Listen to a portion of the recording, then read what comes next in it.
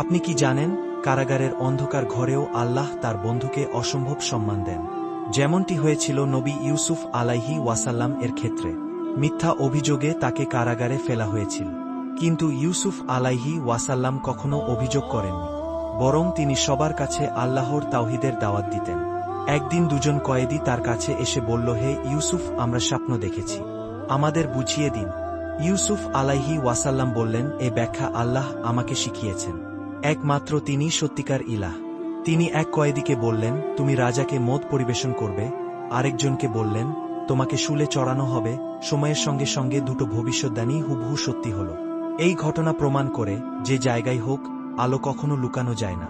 আল্লাহ যাকে সম্মান দেন, তাকে অপমান করার ক্ষমতা কারও নেই।